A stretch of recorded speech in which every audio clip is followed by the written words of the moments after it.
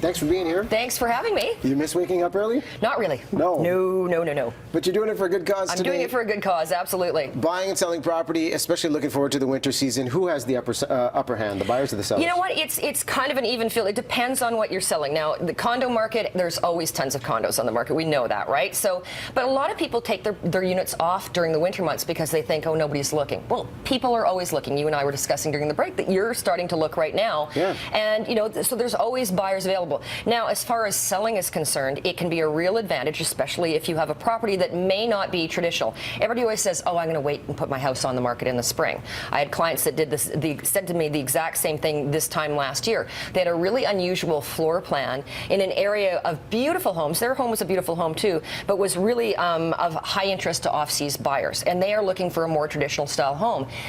We put the house on the market at that time of year when there was a lot less competition because there were still overseas buyers, and they came and eventually bought that property. Now, if we'd been in the spring market against more traditional house styles, we would have had a much more difficult time, in my opinion, and probably would have sold for a lower price. So when you've got something that's a little bit less traditional, when there's less competition on the market, why wouldn't you do that? You know. So if you're going to take the position of putting your property on the market, what are the keys? Knowing the season's changing and it may not be the best way to showcase your property, the keys for preparing your place for sale? Well, first of all, I mean, like, especially if you've got one of those more unusual properties and you're thinking you're going to take advantage of a quieter time of the season, make sure that, you know, that things like the trim of the house, all that kind of stuff is repainted. I mean, how's that you get one chance, right? It's the curb appeal. So obviously in the winter months things look a little bit bland, but you can do things like put out winter pansies in barrels out front if you've got a detached home.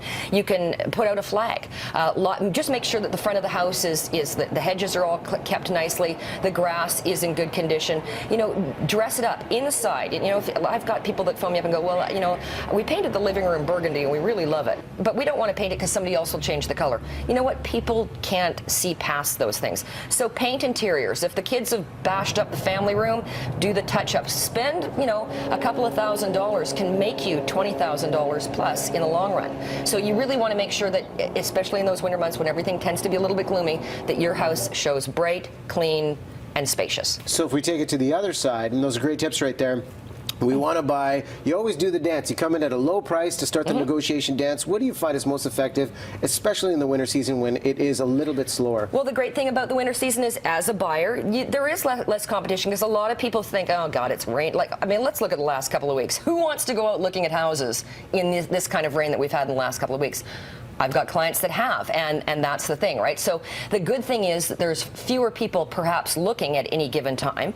That means that you've got a little bit of an advantage maybe in negotiations, especially in the condo townhouse market, which has got a lot more volume. You might have a little bit more of a chance of getting a better price. People that have been on the market maybe since the spring and are getting a little bit desperate, getting itchy to get out, may be more motivated to sell after their home has been on the market for a certain amount of time. So you've got that advantage going for you. You also, you know, may find yourself, even if it's a high demand house, that you're not in that same multiple offer situation, especially in the lower mainland, that you might be in the spring market when everybody's out looking. What do you think about the condo boom, supply and demand downtown versus buying the detached house long term for your investment? Well, you know, the thing is that everybody wants to get into the market. That's been the conversation for the last 15 years. It's always been about real estate, right? The thing is, there's lots of one-bedroom condos out there, so be very careful. If you are 25 years old and you want to get that first place, right? Everybody wants to get that first place, and you're thinking, I'm going to buy that one-bedroom condo. Think about where you're going to be in even 2 or 3 years. And I know that when you're 25, and that was 25 years ago for me,